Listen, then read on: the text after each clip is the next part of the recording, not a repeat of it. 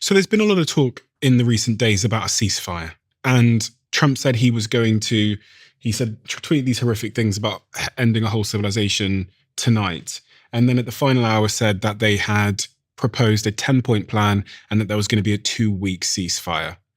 What do you think was actually going on there? The collision of stages 3 and 4. So what you are now seeing is we are now understand we're in it for the long haul, which means we can't go back to February 27. We can't undo the last 40 days. It's just not going to be possible. So there's only 2 futures going forward. Future number 1 is that ground war option. And we've talked about how terrible that is. And of course, that's obviously bad cost. But future number 2 is Iran as an emerging 4th center of world power. And that is incredibly damaging to America's power. And that is going to be damaging to President Trump's legacy. Is there not another option where Iran, their leadership says, okay, we won't make nuclear weapons. Okay, we'll be friends. Okay, it's all over. Please stop bombing us. Let's go for peace. So my response to that is I've been studying the history of international politics for over 35 years. I know quite a bit about great power politics and regional power politics going back 300 years. I have never seen a country at the regional level or at the great power level surrender power. Did America, after World War II, decide, well, yes, we have the capability to build nuclear weapons, but, we want to get along with the Russians who helped us defeat Germany. So what we're going to do is we're going to actually have a deal, an arms control agreement. In fact, this was proposed, by the way, and we rejected it, which is we're just going to not go down that road. We're going to surrender the power advantage that we have here so that we can be cooperative with the Soviets who had just worked with us to defeat Nazi Germany. So that's not going to happen. There's no evidence in history, in our history, we've never surrendered power, even when it might have been a good idea. But we haven't done that. They're not going to do this. They're not going to do that. No, they're not going to do this. You already see this in why the ceasefire is breaking down so fast. It's breaking down so fast because essentially President Trump, he didn't just declare victory. He said that Iran's not going to have all this power that I'm explaining to you. And what Iran did is almost immediately assert, oh, yes, we are. They've come right back right away. If President Trump is expecting that out of the goodness of their heart, they're going to surrender emerging world power, this is just a fantasy. It's not going to happen. He wouldn't surrender power. Why is he going to expect Iran's going to surrender power? So I'm looking at this apparent 10-point proposal submitted by Iran. Mm-hmm. And you got to take this with a pinch of salt because there's different reports about what this 10-point proposal looks like. But it says that based on official releases from the Iranian state news agency, the IRNA, and international reporting, mm-hmm. the 10-point proposal from Iran to the United States was for a permanent ceasefire, number 1, end attacks on allies, a complete halt to Israel and US strikes across the region, specifically Lebanon, Iraq, and Yemen. Number 3, reopen the Strait of Hormuz. Iran will allow safe passage through the Strait of Hormuz. Collect tolls. Iran will charge a fee, reportedly $2 million, for each ship passing through the strait. Revenue sharing with Oman, which is toll revenues, will be split with Oman as custodians of the strait. Number 6, lift the sanctions, the complete removal of all US primary and secondary sanctions. Release assets.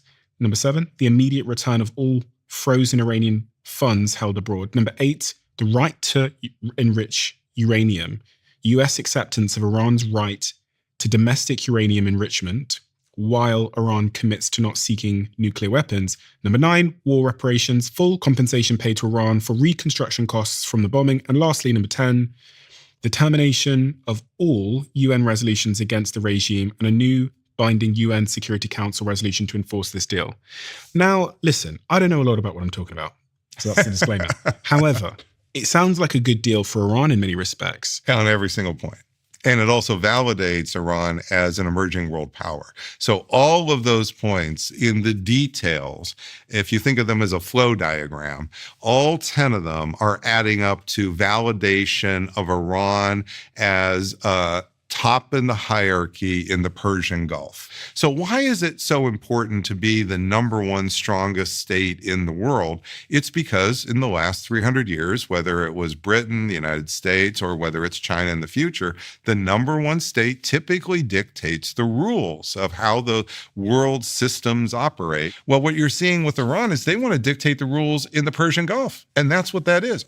Now, if we pull this over, which I love your props here. That is good. So right now you see that even though it's the United States is just that lone flag, it has this higher weight. And what this is reflecting is the United States as the number one country in the world, the most powerful. Now, if you also then add this over here, so this would be Israel, you can see this is the world that Netanyahu is depicting before on February 27th. But the actual world, I just want to point out, is a little bit different. The actual balance of power is closer to this. It's closer to the United States, and then we have China, and we have Russia. There are three centers of world power, and in 1990, it used to be, by the way, just the United States and the Soviet Union. Then Russia, the Soviet Union collapses. This is when the United States is the sole superpower, the unipolar moment. It immediately shifts like this from 1989 to 1992. Dramatic shift. However, along the way, in the last 30 years, you see this changing. And what's changing? Russia actually still is weak. It's still about 2% of the world's GDP. That's not really what's changing. What's really changing is China is now much, much, much more powerful. It's still not as powerful as the United States, but notice that we were here in 1990, and now the balance is starting to be to come like this. Well, if we start to add Iran as a center of world power, now we're starting to change this in a much different way. Now, these three powers are starting together in concert to become more powerful than the United States, especially with respect to energy. And energy matters so much because it's an underlying component for our economic growth, that GDP. The way we measure great power, Steven, for decades and decades, we've used static indicators, GDP, how big is your military, how many nuclear weapons you have. That all rests on the productive capacity of your country, which is why the productive capacity is so important. What does that turn on? It turns a lot, very heavily on oil. Oil today is the commodity. If you lose access to oil, within weeks or a month and a half, this has dramatic cliff effects on your economy. Now, if you lose access to semiconductors, pharmaceuticals, that's bad, and it's bad over time in particular. You lose access to oil. This is a cliff that we go off over 6 weeks, 8 weeks, because there's not enough storage capacity of anybody in the world to make up for 20%, 30% loss of world oil. So on this point of oil, the US don't get their oil from the Strait of Hormuz. We don't, but it's a global market, and a lot of the price of oil that we're going to pay is going to be determined by the global price of oil, because oil is a fungible commodity. It's like water that runs through the whole system. When there's a shortage, it drives the price of all of us up. Okay, so I've got a graph here showing the price of oil, and you can see it, I'll throw it up on the screen. You can see it's been climbing ever since the 27th of February. So this will impact Americans at the pump as well. Oh my gosh. And you see it in the pump already. Where I am in Chicago, I was paying something like $3.10 a gallon. Now, the last time I filled up, it was $4.60. It's a bit of a misnomer to think that we can, as America, get away scot-free with everybody else losing oil, and we're not going to pay a price. Now, to be clear, we will have supply of oil The price will go up. This will increase inflation. This will probably increase bond prices over time. What's a bond price? The bond is the loans that essentially any corporation, companies, or the University of Chicago takes out to borrow money to operate. So the University of Chicago borrows, has 10-year bonds. This is essentially we're borrowing money, and then we have to pay back that money plus an interest rate. That's what the bond rate is. It's an interest rate on borrowed money. Well, if that interest rate goes from 4% on a 10-year bond to 5% or 6 or 7%, the costs of the interest just goes up massively. And everybody will feel that in various ways. The U.S. government, right now, the biggest budget item in the U.S. government budget is the cost of interest for the debt of the $40 trillion in debt. We're going to have to shrink Social Security. You're going to have to shrink Medicaid. This is not notional, Stephen. Iran and Russia together could have a tremendous impact on America's economy. This is the real thing.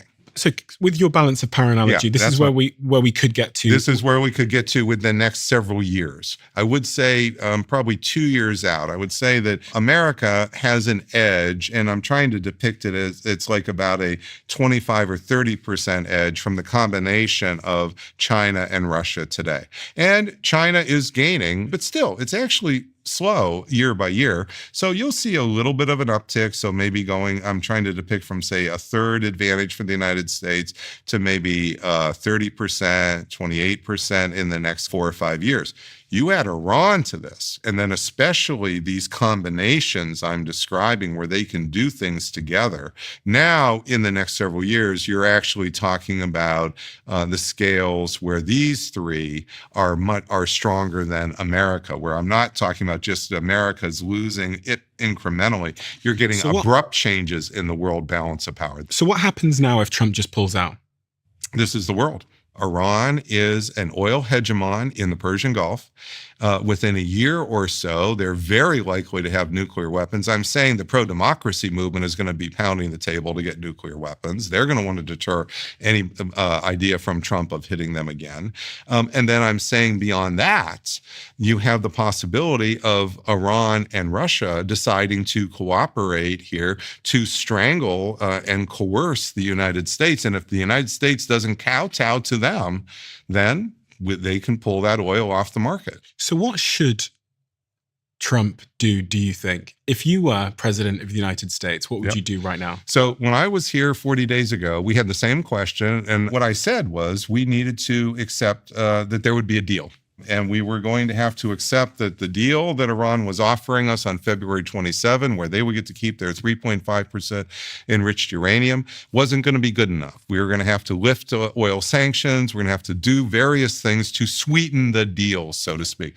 Well, notice actually Scott Bessent did some of that. He did lift that. But the power of Iran has grown so much, Stephen, that's not good enough. And that's what you're seeing with why this deal is the ceasefire is starting to break down from Iran's side. So what would you offer Iran? I think a enforced military containment of Israel would be a serious card that America could play that I think Iran would get Iran at least in a serious discussion. I don't know if it would be enough. I want to be careful here that I don't say, well, this will certainly be the deal Iran will take. But we have to imagine if Iran has world power, what is it going to take to get Iran to surrender some of that? Well, one thing would be to have confidence that Israel is not going to keep attacking it or its allies. But then they're not going to believe that after what's happened. Well, it would have to go through, you'd have to make it enforceable. It's not going to be good enough to try to promise that. What thing President Trump could do, since the Republicans control both houses of Congress, is President Trump could push through a bill through Congress that says if Israel attacks Iran, or could even extend to Lebanon, but let's at least start with Iran, all funds for Israel, both military and economic, will be cut off through the end of Trump's presidency. Now, that passes through both chambers of Congress. President Trump signs it. Now you're talking. Now we actually have as much teeth as you could ever have of a military containment of Israel.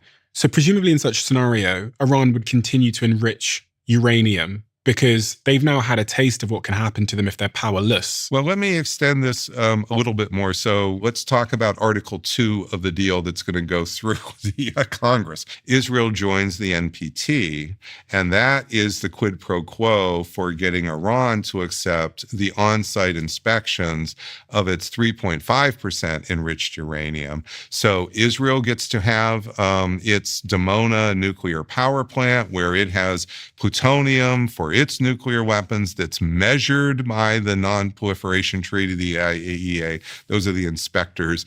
And Iran will have on-site inspections at the various locations we're talking about. But the second part of this, Stephen, would be quid pro quo. If Iran is going to be subject to on-site verification, on-site monitoring, Israel, which is now not part of the Non-Proliferation Treaty, already has nuclear weapons. It's going to have to accept that this can't be a one-sided deal going forward. It's going to have to be a more balanced situation when it comes to monitoring nuclear weapons capabilities. So what does that mean specifically, that Iran would be able to monitor Israel's nuclear weapons? Through the IAEA, that's right. That would be the material for the weapons, not the weapons themselves. So but they already have weapons, so what's there to monitor? Oh, no. Right now, the number of Israel's nuclear weapons is not known. We have vague counts. The reason Israel's not part of the NPT is not because it doesn't matter. It provides the kind of detailed information through the IAEA that would be useful for estimating the size of Israel. Israel, Netanyahu's going to want to give that information to Iran? This isn't about want to anymore, Stephen. What we're talking about is what are the off-ramps? You've asked me the hard question. What is an off-ramp to this trade-off between the ground war and Iran as the fourth center of world power? And I said, okay, there is an actual off-ramp here, but notice that the hesitation now is politics. And that's what I'm trying to explain, that I study the interaction of military action and politics. And I'm with you. I don't think Israel will they've been trying to spoil these other deals.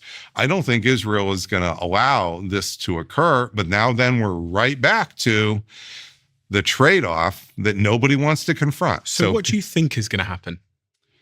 What I think is that we are going to go back and forth between stage 3 and stage 4 for months. What's stage 3 and stage 4? So stage 3 are preparations for the ground war. Yep. And Iran emerging as a fourth center of world power.